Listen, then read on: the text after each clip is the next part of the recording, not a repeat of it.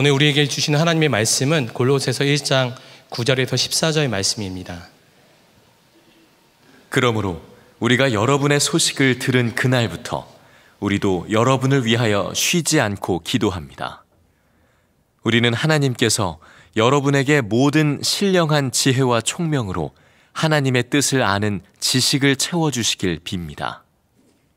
여러분이 주님께 합당하게 살아감으로써 모든 일에서 그분을 기쁘게 해드리고 모든 선한 일에서 열매를 맺고 하나님을 점점 더 알고 하나님의 영광의 권능에서 오는 모든 능력으로 강하게 되어서 기쁨으로 끝까지 참고 견디기를 바랍니다. 그리하여 성도들이 받을 상속의 몫을 차지할 자격을 여러분에게 주신 아버지께 여러분이 빛 속에서 감사를 드리게 되길 우리는 바랍니다. 아버지께서 우리를 암흑의 권세에서 건져내셔서 자기의 사랑하는 아들의 나라로 옮기셨습니다. 우리는 그 아들 안에서 구속, 곧 죄 사함을 받았습니다. 예수님을 믿으면 사람이 변하게 됩니다. 왜냐하면 이미 그 삶의 영역이 달라졌기 때문입니다. 13절 말씀에 아버지께서 우리를 암흑의 권세에서 건져내셔서 자기의 사랑하는 아들의 나라로 옮기셨습니다 라고 말씀하셨습니다. 흑암의 권세와 하나님 아들의 나라는 천국과 지옥 같은 그 장소적인 개념이 아니라 통치의 개념입니다. 그래서 13절 말씀은 이런 것이죠. 하나님께서 흑암의 권세에 갇혀 살던 우리의 삶의 문을 여시고 하나님의 사랑하는 아들의 나라로 이렇게 예수님께서 다스리는 그 영역 안으로 옮기셨다라는 뜻이 됩니다. 저에게 시골에 사시는 이모 할머님이 한 분 계십니다. 그런데 제가 그 이모 할머님께 큰 트라우마가 하나가 있습니다.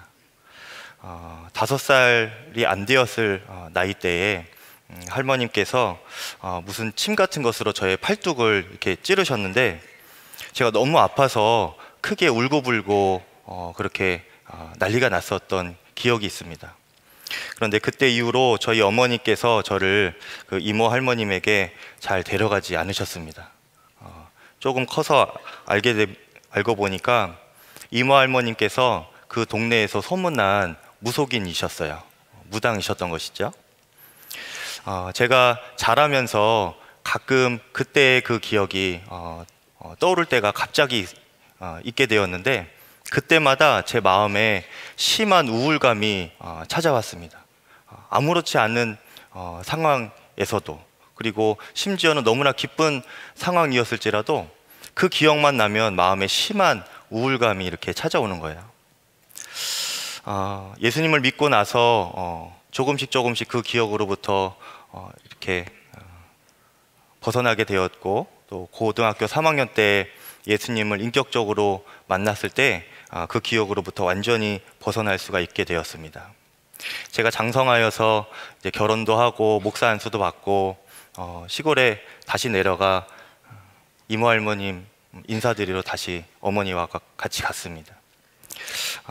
인사드리러 이모 할머니 앞에 갔는데 저희 어머니께서 옆에서 농담 반 진담 반으로 할머니에게 이렇게 말씀하시는 거예요.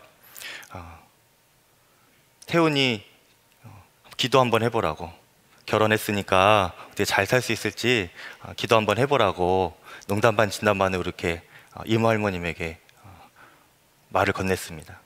그랬더니 할머니께서 아주 화난 목소리로 태훈이 기도하면 안 된다, 기도가 막혀, 하나님께 물어보라 그래, 그렇게 대답하시는 거예요. 그분들은 왜 그렇게 항상 화난 목소리로 말씀하시는지 그때 그렇게 이야기를 듣고 내가 하나님을 정말 믿는 자가 되었구나, 하나님께서 나를 다스리고 계시는구나 더 확신하게 되었습니다. 신년이 되면 많은 사람들이 점을 본다고 합니다. 심지어는 교회 안의 성도들 중에서도 점을 보는 성도님들이 계시다고 해요. 그런데 하나님의 자녀들은 그런 세상의 철학과 미신에 따를 필요가 없습니다. 이미 신분이 흑암의 권세에서 벗어나 예수님의 다스림 가운데로 옮겨졌기 때문에 굳이 사단에게 가서 물어볼 필요가 없는 것이죠. 저희 이모 할머님이 가족이니까 저에게 양심적으로 그렇게 하나님께 가서 물어보라고 말씀을 해주신 것입니다. 정말 양심 있는 무당들은 여러분들이 가셔도 하나님께 가서 물어보라 그렇게 말할 겁니다. 여러분은 자신이 어둠의 권세에서 벗어나 주님의 다스림을 받게 되었다는 것을 정말로 믿으십니까? 만일 이 놀라운 복음을 심령에 아직 믿지 못하고 계시다면 그것은 사단의 역사 때문입니다. 고린도후서 4장 4절 말씀에 그 중에 이 세상의 신이 믿지 아니하는 자들의 마음을 혼미하게 하여 그리스도의 영광의 복음의 광채가 비치지 못하게 함이니 그리스도는 하나님의 형상이니라. 사단은 우리의 마음을 혼미하게 해서 복음의 빛이 비치지 못하도록 그렇게 방해하고 있습니다. 때로는 우상으로, 때로는 미신으로, 또 때로는 이단 사상으로 우리의 마음을 혼미하게 하죠. 오늘 말씀에 골로새 성도들, 당시 믿음 좋기로 소문난 그 골로새 성도들에게도 이 이단 사상이 들어오기 시작했습니다. 당시에 유행하던 이단 중에 영지주의 사상이라는 것이 있었는데 이것은 천사나 지혜를 숭배하는 사상들이었습니다. 또 유행하던 이단 사상들 중에 하나가 유대주의라는 것이 있습니다. 이것은 율법을 지나치게 강조하는 거예요. 당시 골로새 성도들에게는 이 두 가지 강력한 이단 사상이 혼합되어서 그렇게 다가오고 있었던 것이죠. 교회 안에 큰 위기로 다가오고 있었던 것입니다. 당시 그 혼합주의 이단 사상으로 가르침을 주었던 그 거짓 선지자들, 거짓 교사들은 가르침이 이것이었습니다. 굳이 예수가 아니어도 천사나 지혜를 숭배하거나 또 율법만 잘 지켜도 당신들이 구원을 받을 수 있습니다. 이렇게 가르친 거예요. 핵심은 무엇이냐면 오직 예수의 이름으로만 구원하는 것이 아니라 다른 것도 다 믿고 의지하고 그리고 예수도 믿으면 된다, 이러는 가르침이었습니다. 잘못된 믿음이고 구원 얻지 못할 멸망할 믿음인 것이죠. 그런데 그 이단 사상들은 당시 성도들의 마음을 빼앗기에 너무도 매력적인 것이었습니다. 사단은 타협하기 좋아하는 인간의 마음을 너무나 잘 알고 있던 것이죠. 그래서 그런 이단 사상들을 통하여서 오직 예수라는 그 견고하고 반석 같은 성도들의 믿음을 예수도 믿으면 된다라고 하는 그런 타협하는 믿음으로 변질시키기 시작했습니다. 혹시 여러분 심령 안에 이전과는 다르게 하나하나 타협하는 믿음의 영역들이 생기고 있다면 사단의 속임에 빠져들고 있는 것입니다. 여러분의 마음은 어떠신가요? 오직 예수의 믿음인가요? 아니면 예수도 믿는 믿음인가요? 당시 골로새 성도들은 아직 이단의 속임에 그렇게 깊이 빠져들진 않았지만 앞으로 그럴 위험이 아주 임박하게 다가오고 있는 상황이었습니다. 그래서 그때 사도 바울이 골로새 성도들에게 급히 편지를 보내어서 미리 주었던 가르침은 오직 예수 그리스도만 너희가 믿어라 라는 것이었습니다. 이것이 골로새서 전체의 주제이기도 합니다. 그리고 그 예수 그리스도를 제대로 알려면 먼저 하나님이 누구신지, 하나님의 뜻이 무엇인지 제대로 알아야 하기 때문에 오늘 본문에서 사도 바울은 하나님의 뜻을 알 수 있는 능력을 간절히 구했습니다. 9절 말씀에 그러므로 우리가 여러분의 소식을 들은 그날부터 우리도 여러분을 위하여 쉬지 않고 기도합니다. 우리는 하나님께서 여러분에게 모든 신령한 지혜와 총명으로 하나님의 뜻을 아는 지식을 채워주시기를 빕니다. 이렇게 기도했습니다. 여기서 신령한 지혜와 총명, 이 신령한이라는 말은 사람 수준의 것이 아니라 하늘에서 내려오는 하나님 수준의 것이라는 말입니다. 여러분, 하나님의 뜻을 알려면 하나님께서 주시는 능력이 있어야 됩니다. 그래서 우리가 말씀의 훈련도 받고 또 말씀을 개인적으로 읽고 묵상하고 하나님의 뜻을 분별할 때에도 하나님의 능력을 먼저 구해야 돼요. 말씀을 묵상할 때 우리의 생각으로 그 말씀의 결론을 이미 내어버리는 것이 아니라 성령님을 의지하여 먼저 기도하면 성령님께서 그 말씀을 이해할 수 있는 지혜를 주시고 또 그 깨달은 말씀을 내 삶에 어떻게 구체적으로 적용할지 그렇게 적용할 수 있는 총명함도 더해 주실 것입니다. 그렇게 구했을 때 내가 정말 하늘의 신령한 지혜와 총명을 얻었구나 이렇게 확인할 수 있는 기준이 있습니다. 그것은 무엇이냐면 우리 삶에 그렇게 내가 깨닫고 적용하는 그 말씀이 삶에서 열매 맺어지고 있는가 하는 것입니다. 여러분, 우리가 말씀을 읽고 배우고 묵상하면서 또 깊이 기도하는 가운데 그렇게 하나님의 뜻을, 하나님의 지식을 아는 것은 굉장히 중요합니다. 하지만 그 지식만큼 중요한 것이 그 지식을 행하는 힘입니다. 이것을 우리는 순종이라고 하죠. 제가 성령 집회 안수 기도를 섬기다 보면 그 기도 제목 중에 하나님의 뜻을 알게 해 주십시오, 하나님의 뜻을 분별할 능력을 얻게 해 주십시오, 이런 기도 제목이 종종 올라옵니다. 제가 그래서 그 기도 제목을 들고 성도님을 위해서 하나님께, 하나님, 성도님에게 말씀 분별할 능력을 더하여 주십시오, 하나님의 말씀을 들려주십시오 기도하면서 꼭 해드리는 기도가 그 전에 순종할 믿음을 먼저 허락해 주시옵소서, 그렇게 먼저 기도를 해드립니다. 여러분, 우리가 말씀에 대한 분별도 중요하지만 우리 심령에 그 순종의 믿음이 없어서 하나님께서 이미 주신 그 수많은 말씀들이 허공에 흩어지거나 땅에 떨어지는 그 말씀들이 얼마나 많은지 모릅니다. 하나님의 말씀에 순종의 열매가 있어야 우리가 비로소 하나님을 진짜 알고 있다, 하나님을 아는 지식이 내 안에 있다, 이렇게 말할 수가 있는 것입니다. 골로새서 1장 10절 말씀에 여러분이 주님께 합당하게 살아감으로써 모든 일에서 그분을 기쁘게 해드리고 모든 선한 일에서 열매를 맺고 하나님을 점점 더 알고, 여기서 주목할 것은 모든 선한 일에서 열매를 맺고 하나님을 점점 더 알아간다는 것입니다. 하나님은 우리가 단번에 다 알 수 있는 분이 아니시죠. 우리가 계속 알아가도 다 알 수 없는 분이 주님이십니다. 그런데 그 주님을 우리가 그렇게 계속 알아갈 수 있으려면 순종의 열매가 끊임없이 계속 맺어져야 된다는 것이에요. 그 순종의 열매가 계속 맺어질 때 하나님을 우리가 점점 더 알아가게 된다는 말입니다. 그래서 21세기 최고의 기독교 사상가라고 불리웠던 달라스 윌라드가 하나님의 음성이라는 책에서 이렇게 말을 합니다. 많은 사람들이 하나님과의 대화에서 그분이 무엇을 말씀하시는지 깨닫는 것을 너무 어려워하거나 막연해한다. 어떻게 하면 하나님이 내게 말씀하시는 것을 정확히 알 수 있을까? 답은 경험으로 배운다는 것이다. 우리가 믿음의 초보 때는 하나님의 뜻이 이해가 되어서 순종할 때가 있지만 우리가 믿음이 분량이 차고 성숙된 믿음의 단계로 나아가면 순종하다가 하나님의 뜻을 정확하고 깊이 깨닫게 되는 것이죠.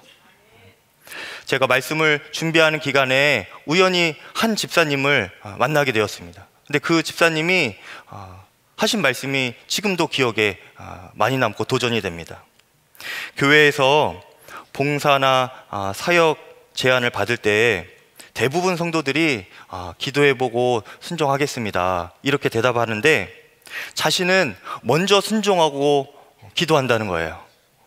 제가 그 말씀을 듣고 그 집사님이 참 하늘의 지혜와 총명이 있으신 분이구나, 그렇게 깨달아졌습니다. 그렇게 순종을 통하여서 주님을 깊이 알면 알게 될수록 우리에게 특별한 능력이 임하게 됩니다. 모든 견딤과 오래 참음을 능히 감당하고 또 기쁨으로 감당할 수 있는 능력이 우리 가운데 부어지게 되는 것이죠. 골로새서 1장 11절 말씀에 하나님의 영광의 권능에서 오는 모든 능력으로 강하게 되어서 기쁨으로 끝까지 참고 견디기를 바랍니다. 요셉이 보디발 장군의 아내에게 유혹을 당할 때 한참 혈기왕성한 나이였습니다. 그 나이 때 찾아오는 유혹 중에 가장 큰 유혹, 이기기 어려운 유혹이 성적인 유혹이죠.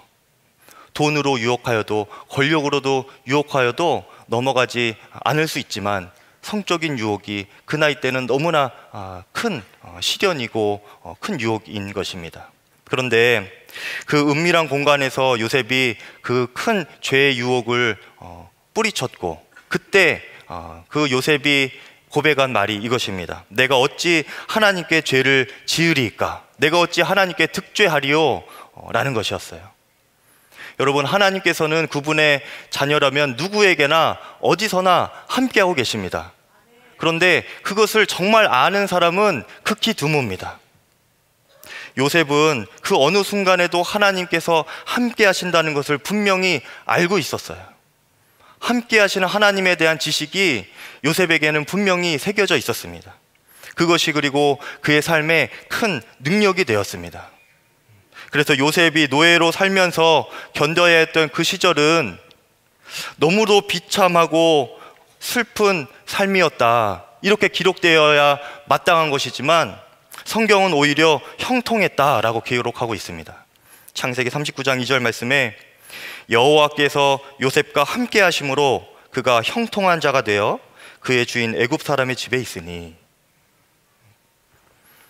그런데 그렇게 요셉이 하나님 앞에서 유혹의 순간을 이겨내고 죄를 이겨냈음에도 불구하고 그가 감옥에 가게 되죠. 이쯤 되면 보통 사람들은 하나님을 원망할 법도 한데 요셉은 아니었습니다. 다시 일어서서 한결같이 자신을 사랑하시는 그 하나님을 바라보고 주님께 순종하면서 감옥에서 주어진 그 일들을 기쁨으로 감당했습니다. 얼마나 성실하고 기쁨으로 감당했는지 그 일을 맡긴 그 간수장이 요셉에게 일을 맡겨놓고 하나도 신경 쓰지 않을 정도로, 하나도 신경 쓰지 않아도 될 정도로 그렇게 기쁨으로 열심히 감옥 생활을 했던 거예요. 23절 말씀에 간수장은 그의 손에 맡긴 것은 무엇이든지 살펴보지 아니하였으니 이는 여호와께서 요셉과 함께 하심이라. 여호와께서 그를 범사에 형통하게 하셨더라. 노예와 감옥살이를 형통이라고 말하는 것은 말이 안 됩니다. 또 견딤과 오래 참음을 기쁨으로 감당하라는 것도 말이 안 되죠.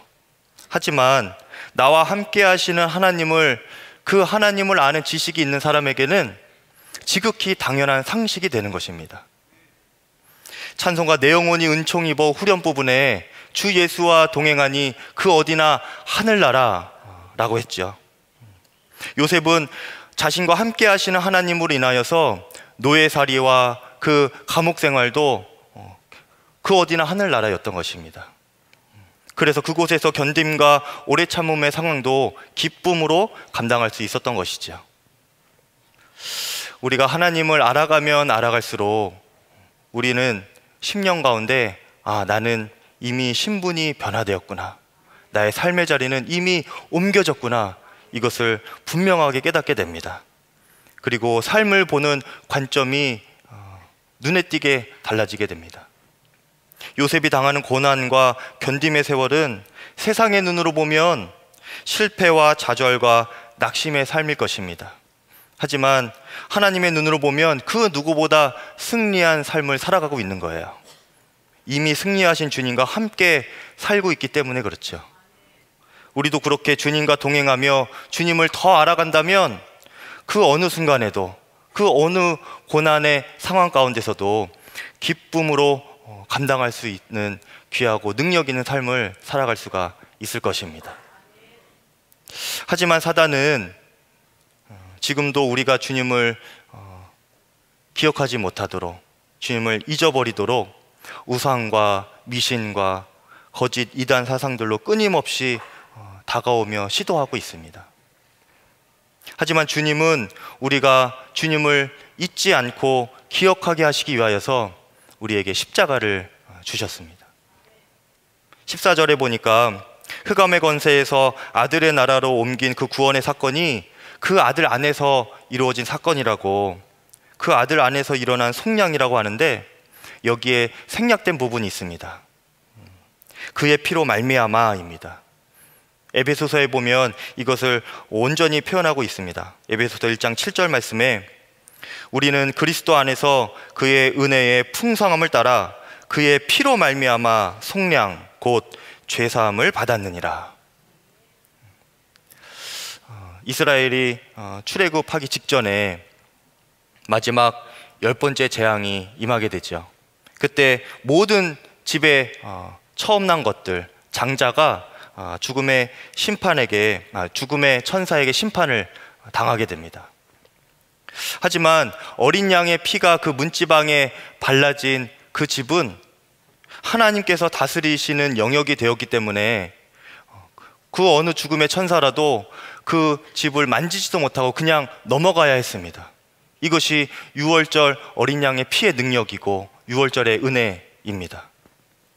그 유월절 어린 양 대신 예수 그리스도의 보혈이 우리의 삶을 덮고 계십니다. 천사들이나 권세자들이나 그 누구도 그래서 우리를 정죄할 수가 없는 것이죠. 이것을 노래한 찬양이 있습니다. 유월절 어린 양의 피로 나의 삶의 문이 열렸네.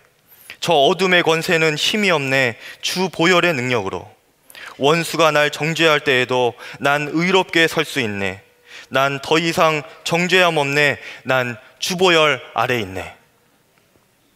아멘입니다, 여러분. 우리는 다 주님의 보혈 아래 있는 거룩한 성도들입니다. 그 보혈의 능력은 2000년 전에 십자가에 달리신 예수님의 사건만이 아니라 지금도 나의 삶을 덮으셔서 역사하시고 우리의 삶을 변화시키는 능력의 보혈입니다. 전 경북대 총장을 지내셨던 박찬석 총장님의 이야기입니다. 나의 고향은 경남 산청이다. 지금도 비교적 가난한 곳이다. 그러나 아버지는 가정 형편도 안 되고 머리도 안 되는 나를 대구로 유학 보냈다. 대구 중학교에 다녔는데 공부가 하기 싫었다. 1학년 8반 68명 가운데 68등 꼴찌를 했다. 부끄러운 성적표를 가지고 고향에 가는 그 어린 마음에도 그 성적을 내밀 자신이 없었다. 당신이 교육을 받지 못한 한을 자식을 통해 풀고자 했는데 꼴찌라니. 끼니를 제대로 잊지 못하는 소장농을 하면서 아들을 중학교에 보낼 생각을 한 아버지를 떠올리면 그냥 있을 수가 없었다. 나는 잉크로 기록된 성적표를 68분의 1로 고쳐서 아버지께 보여드렸다. 아버지는 보통 학교도 다니지 않으셨으므로 내가 그렇게 1등으로 고친 성적표를 알아차리지 못하리라 그렇게 생각했다. 대구로 유학한 아들이 집으로 왔으니 친지들이 몰려와 찬석이는 공부를 잘했더냐라고 물었다. 아버지는 앞으로 봐야지. 그런데 이번에 어쩌다 1등을 했는가 배 라고 했다. 당시 우리 집은 동네에서 가장 가난한 살림살이였다. 이튿날 강에서 멱을 감고 돌아오니 아버지는 한 마리뿐인 돼지를 잡아 동네 사람들 다 모아놓고 잔치를 하고 있었다. 그 돼지는 우리 집 재산 목록 1호였다. 기가 막힌 일이 벌어진 것이다. 아버지 하고 불렀지만 다음 말을 할 수 없었다. 그리고 달려나갔다. 등 뒤에서 부르는 소리가 났지만 겁이 난 나는 강으로 뛰어들어가 죽고 싶은 마음에 물속에서 숨을 안 쉬고 버티기도 했고 주먹으로 내 머리를 치기도 했다. 충격적인 그 사건 이후 나는 달라졌다. 늘 그 일이 머리에 맴돌았기 때문이다. 그로부터 17년 후에 나는 대학 교수가 되었다. 그리고 내 아들이 중학교에 입학했을 때, 그러니까 내 나이 45이 되었던 어느 날 부모님 앞에 33년 전의 일을 사과하기 위해 어머니, 저 중학교 1학년 때 1등은요 라고 말을 시작하려고 했는데 옆에서 담배를 피우시던 아버지께서 알고 있었다, 그만해라, 민호가 듣는다 라고 하셨다. 자녀의 위조한 성적을 알고도 재산 목록 1호인 돼지를 잡아 잔치를 하신 부모님의 마음을 박사이고 교수이고 대학 총장인 나는 아직도 감히 알 수가 없다. 여러분은 아시겠습니까? 꼴찌하던 아이, 그리고 성적표를 위조해서 1등이라고 거짓말했던 그 아들에게 아버지가 왜 그 집안의 재산 목록 1호인 돼지를 잡으셨을까요? 사랑 때문이지요. 그리고 언젠가는 1등을 할 것이라는 아들을 향한 믿음 때문이었습니다. 그것이 어린 찬석이에게는 큰 충격이 되었고, 돼지를 잡아 잔치한 그날 어린 찬석이의 삶의 자리는 아버지의 사랑과 믿음 속으로 옮겨진 것이죠. 아버지께 보답하고자 하는 마음으로, 그리고 또 아버지의 소원대로 해드리고 싶어서 그날부터 그 아이의 삶은 바뀌게 되었고, 훗날 박찬석 총장이 된 것입니다. 여러분, 저에게도 충격적인 그날이 있습니다. 저에게 십자가는 너무너무 충격적인 사건이었습니다. 사업 부도가 나고 완전히 망한 가정에서 태어나 가난에 찌들어 살고, 가정의 불화가 끊이지 않고, 공부도 못하고 자존감도 없이 꿈도 소망도 꿀 자격 없는 사람처럼 그렇게 살다가 어차피 버린 인생, 죄라도 지어야겠다 하고 살아온 저의 인생 가운데 어느 날 예수님께서 찾아오셨습니다. 제 마음 가운데 예수님께서 친히 십자가를 설명해 주시고, 저의 죄를 위하여 주님이 죽으셨다, 그리고 제가 힘들어할 때도 외로워할 때도 두려워할 때도 다 보고 계셨음을 주님께서 친히 설명해 주셨습니다. 제가 그 십자가를 만나고 십자가를 아는 지식이 제 심령 가운데 새겨진 그날 이후로 저에게는 주를 위하여 살겠다는 꿈이 생기고, 또 십자가는 그날부터 지금까지 늘 제 마음 가운데서 떠나지 않고 저를 계속 변화시켜 가고 계십니다. 그런데 이것은 어느 한 개인의 이야기만은 아닙니다. 로마서 5장 8절에 보면 하나님은 우리가 아직 죄인 되었을 때에 그 아들 그리스도를 십자가에 죽이심으로 우리에 대한 하나님 그분의 사랑을 확증하셨다고 말씀하고 계십니다. 그 하나님의 사랑을 우리가 정말 알고 있다면 우리의 삶은 마땅히 변해야 되는 것입니다. 돼지 하나 잡아도 삶이 변하게 되는 것인데, 십자가 아들을 내어주신 하나님의 사랑을 우리가 알고서 어찌 우리의 삶이 변하지 않을 수가 있겠습니까? 어찌 우리가 죄에 계속 머물러 있고 거룩을 소망하지 않을 수가 있겠습니까? 그 한량없는 하나님의 사랑을, 또 예수님의 생명을 내어주신 십자가 구원의 진리를 우리가 알 때 우리의 삶은 오직 감사만 남게 되는 것입니다. 12절에 그리하여 성도들이 받을 상속의 몫을 차지할 자격을 여러분에게 주신 아버지께 여러분이 빛 속에서 감사를 드리게 되기를 우리는 바랍니다. 사랑하는 성도 여러분, 우리는 예수님을 믿을 때부터 이미 삶이 변했습니다. 우리의 삶의 자리가 흑암에서 하나님의 사랑하는 아들의 나라로 옮겨졌기 때문입니다. 하나님을 알아가면 알아갈수록 그 사실은 더욱 분명해지는 것입니다. 우리를 구원하신 그 하나님의 사랑과 십자가 보혈의 능력으로 지금도 나와 함께 하시는 그 예수님으로 인하여 여러분 모두가 삶의 그 어떤 어려움 앞에서도 또 기쁨으로 견디며 승리하시는 귀하고 복된 삶을 살아가시는 귀한 성도님들 되시기를 주님의 이름으로 축원합니다. 이 시간 함께 먼저 찬양하겠습니다. 우리의 심령에 내 삶이 흑암에서 아들의 나라로 옮겨졌다, 이렇게 정말 믿으시는 분은 다 일어서셔서 함께 찬양했으면 좋겠습니다. 6월절 어린 양의 피로 함께 찬양하겠습니다.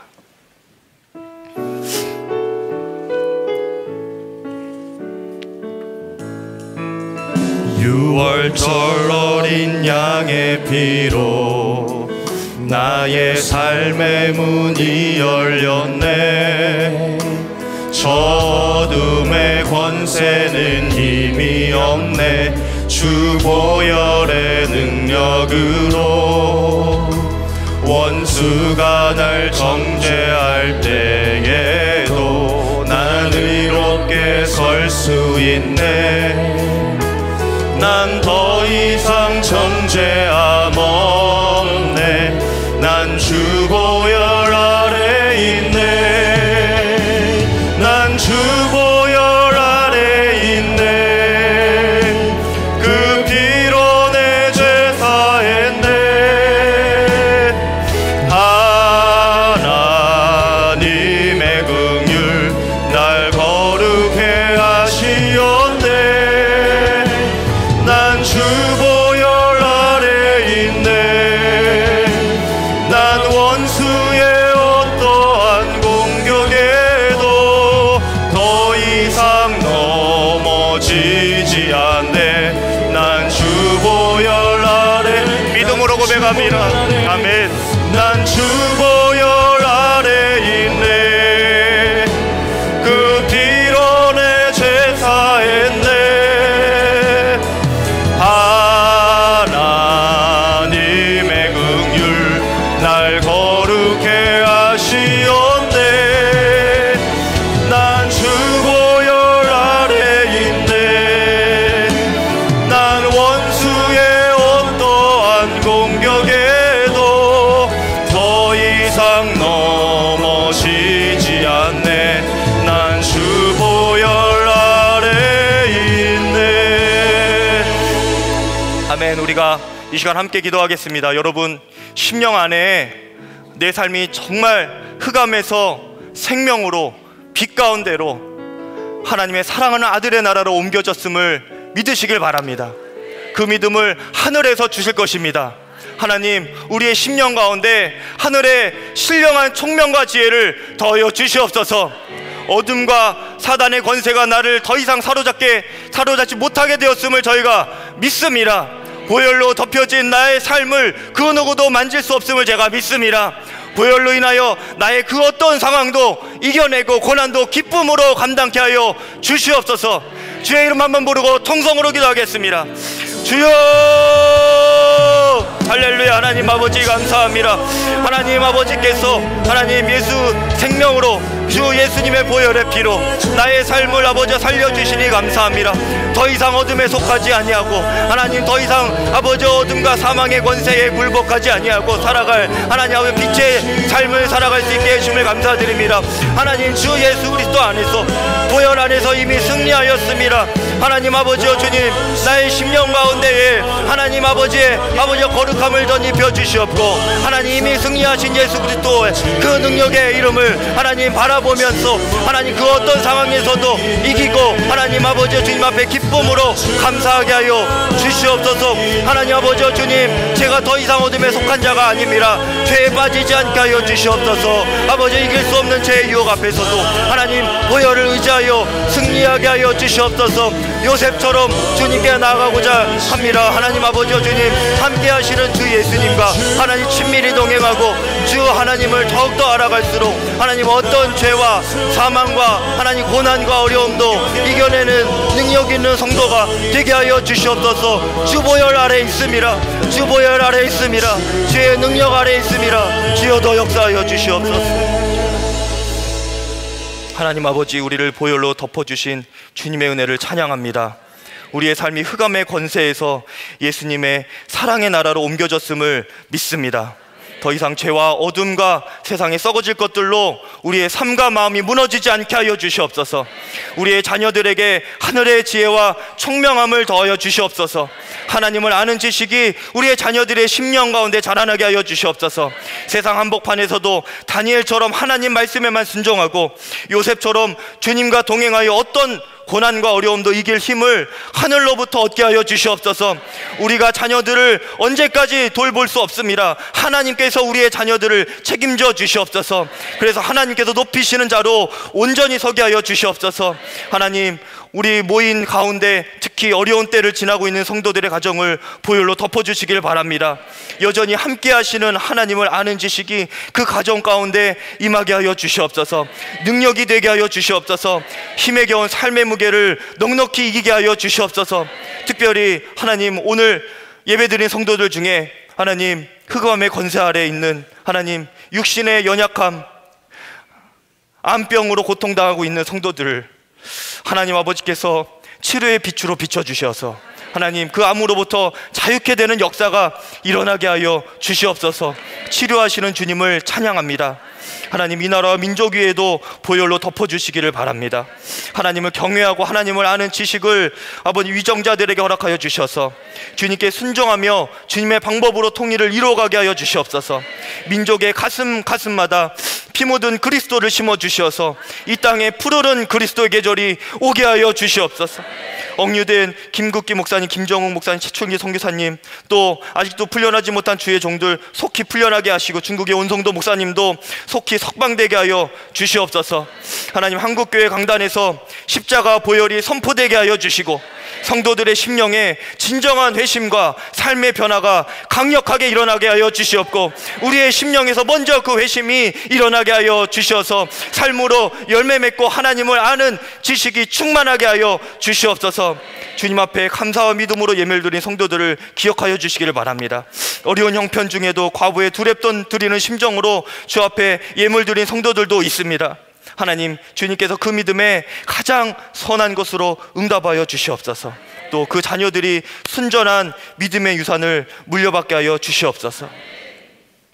이제는 우리 주 예수 그리스도의 은혜와 하나님 아버지의 크고 놀라우신 사랑하심과 성령님의 감화 감동하시며 내주 교통하심이 오늘 보혈을 의지하여 주께 나아가는 성도들과 그 가정과 사업장과 삶의 터전 위에 이제로부터 영원토록 함께하여 주시기를 간절히 축원하옵나이다.